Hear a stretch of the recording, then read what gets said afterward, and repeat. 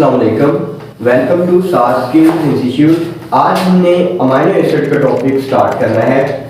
Amino acid they are organic compounds containing carboxylic group and amino group. अब जैसा कि ये कार्बन है, इस कार्बन के साथ एक साइड पे हमारे कार्बोक्सिलिक ग्रुप अटैच है और एक साइड पे अमाइनो ग्रुप अटैच है, बाकी एक हाइड्रोजन अटैच होता है और यहाँ पर कोई भी साइड चेन हो सकती है अल्काइल ग्रुप की सूरत में। अब ये कार्बन जो हमारे पास है इसको जीरो कार्बन बोलते हैं और ये अल्फा कार्बन है, ठीक है। जो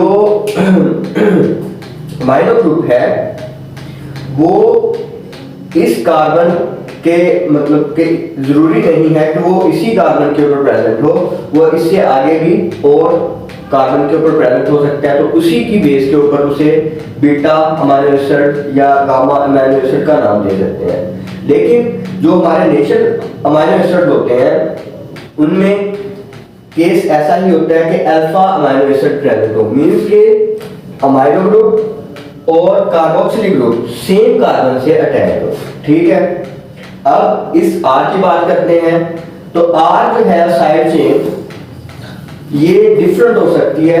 अगर ये हाइड्रोजन हुआ तो हम अमाइनो एसिड को नाम देंगे ग्लाइसिन का, अगर ये CH3 हुआ तो एलेनिन, ऐसे करके नाम दिए जाते हैं। जैसे कि पहले बताया गया कि जो सारे सारे नेचुरल अमाइनो एसिड हैं वो तकरीबन वो सारे अल्फा नेचर के होते हैं। अब जो अमाइनो एसिड हैं वो हमारे लिए इंपॉर्टेंट इस हिसाब से भी है क्योंकि amino acid they are building blocks of protein, और जो प्रोटीन है वो किसी भी लिविंग ऑर्गेनिज्म का एक कॉन्स्टिट्यूएंट और एक प्राइम इंपॉर्टेंस रखने वाला पार्ट है, ठीक है। अब अमाइनो एसिड्स को हम बेसिकली 3 कैटेगरी में डिवाइड करते हैं, एक एसिड, एक बेसिक और एक हमारे पास न्यूट्रल अमाइनो एसिड भी होते हैं, ठीक है। एसिडिक अमाइनो एसिड्स वो होते हैं जिनमें अमाइनो ग्रुप से ज्यादा कार्बोक्सिलिक एसिड प्रेजेंट हो, मींस के कार्बोक्सिलिक ग्रुप के नंबर जो है वो ज्यादा हो as compare to amino group के नंबर से।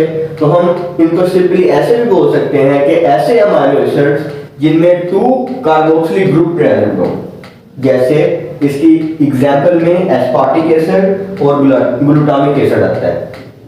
ये ऐसे अमाइनो एसिड हैं जिनमें कार्बोक्सिलिक एसिड का नंबर ज्यादा है as compare to amino group. Basic amino acid वो होंगे इसके बिल्कुल ऑपोजिट उधर कि इनमें अमाइनो एसिड जो अमाइनो ग्रुप है वो उनका नंबर जो ज्यादा होगा कार्बोक्सिलिक ग्रुप के कंपैरिजन में, या आप इनको ऐसे भी बोल सकते हैं कि amino acids containing 2 amino groups. इसके जो एग्जांपल हैं वो लाइसिन और हिस्टीडीन है।